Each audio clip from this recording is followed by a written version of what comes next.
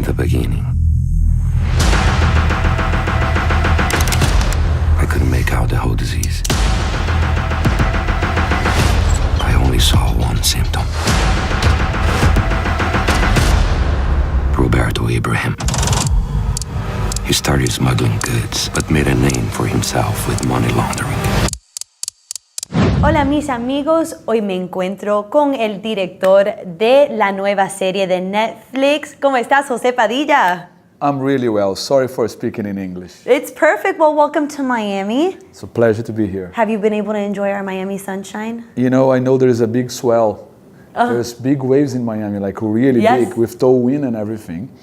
But no, I have been giving interviews all day long, so I haven't put my feet on the water. Oh, well, you're from Brazil, so you're fine. Yeah, there you go. Well, let's talk about this new series, El Mecanismo. How did you feel working and jumping back on board with Netflix? It's always a pleasure working with Netflix because you get freedom to develop the stories that you want.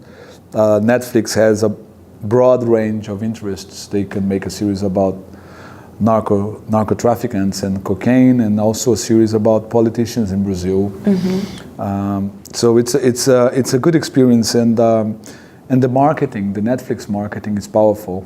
They open everywhere in the world at the same time. So you know, I'm very curious to see what's happening on March 23 when the Mechanism is available, and the whole world can see how corrupt my country is. Like American drug runners. Every Thursday they change phones and use voice distortion so they wouldn't be recognized. What an artist.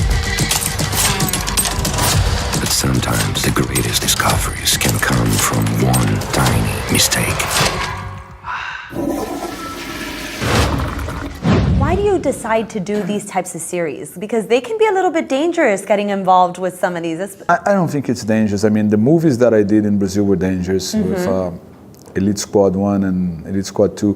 The Mechanism is not dangerous at all because the politicians that we show are too busy trying to escape jail. They don't have time to think about me. Very good point. And now with Narcos, what did you enjoy about doing a series such as Narcos? Because now it's going on to season 4. It's obviously done excellent. Yeah. What do you look into when you see a series do so well?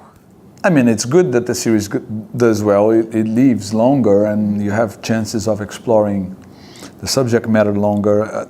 I do the series, basically I try to look at what interests me, and then I try to develop a screenplay or a movie or a series that is of interest to me. I never think about the audience, and I don't try to guess what the audience wants. I try to do what I find interesting, and if I am truly able to do it, I think that other people like it too, you know?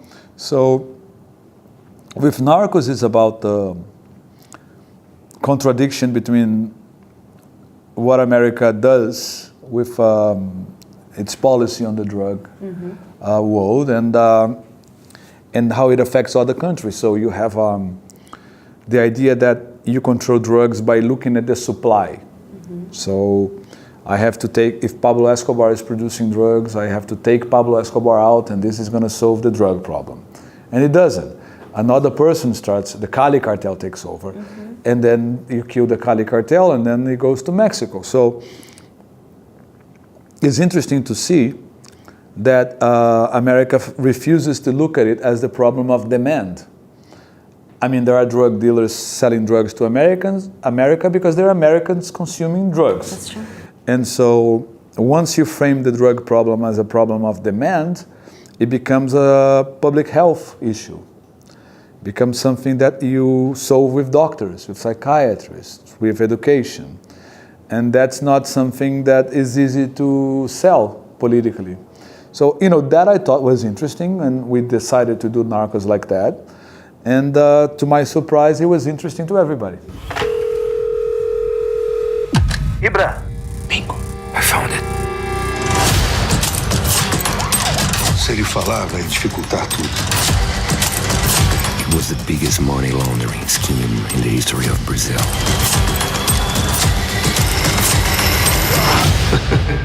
Roberto to Ibrahim is a cancer. No one can fight a cancer without suffering the consequences. And now with El Mecanismo, there's 8 episodes that have been done. They're in the box. Yeah. Now, do you expect more? I mean, corruption is not going to end. No, it's not, obviously. And Neither will cocaine. That's true. So I'll be working on You'll be working Narcos and the forever. Mecanism forever. What can our viewers expect from El Mecanismo?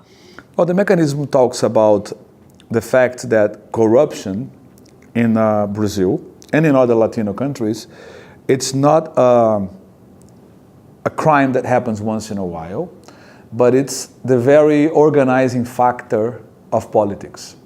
It's the principle that guides political activity. It doesn't matter if it's from the left or from the right. They're all corrupt. Mm-hmm. And it's a true story of a police investigation that started 5 years ago, actually 10 years ago, and that finally got to the top of the political system. We have governors arrested, we have ministers arrested, and we have the most, popular politician in the history of the country maybe going to jail in a month or so. Mm-hmm. It has exposed how the system works, how the mechanism operates, and I think it's an important thing for any Latin American country to look at. What happens in Brazil is of interest to everybody now. Absolutely. Well, thank you so much. My pleasure.